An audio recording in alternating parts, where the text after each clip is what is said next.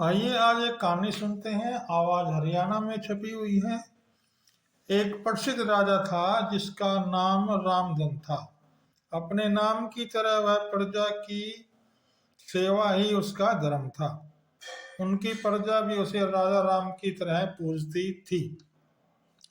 राजा रामधन सभी की निष्काम भाव से सहायता करते थे, फिर चाहे वो उसके राज्य की प्रजा हो या अन्य किसी राज्य की। उनकी ख्याति सर्वत्र थी।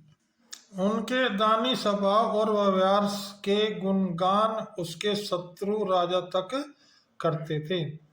उन राजाओं में एक राजा था भीम सिंह, जिसे राजा रामधन की इस ख्याति से ईर्ष्या थी।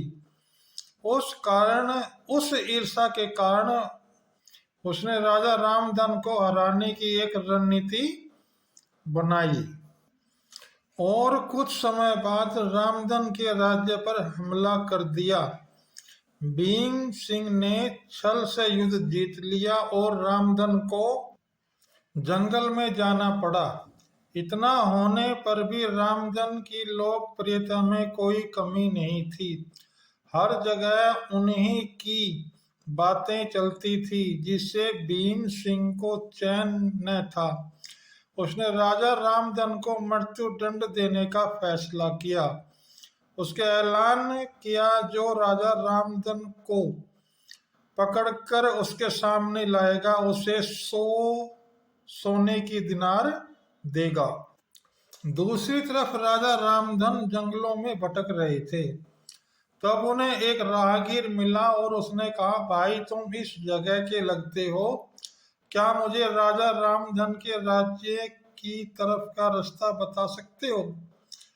राजा रामधन ने पूछा, तुम्हें क्या काम है राजा से? तब राहगीर ने कहा, मेरे बेटे की तबीयत ठीक नहीं है, उसके इलाज में सारा धन चला गया है।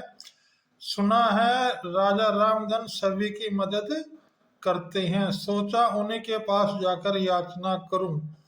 यह सुनकर राजा रामधन राहगीर को अपने साथ लेकर भीम सिंह के पास पहुंचे। उन्हें देख दरबार के सभी अचंभित थे। राजा रामधन ने कहा, हे राजन, आपने मुझे खोजने वाले को 100 दिनार देने का वादा किया था। मेरे इस मित्र ने मुझे आपके सामने पेश किया है, अतः इसे वो 100 दिनार दे दे। यह सुनकर राजा भीम सिंह को एहसास हुआ कि राजा रामधन सच में कितने महान और दानी हैं, और उसने अपनी गलती का स्वीकार किया।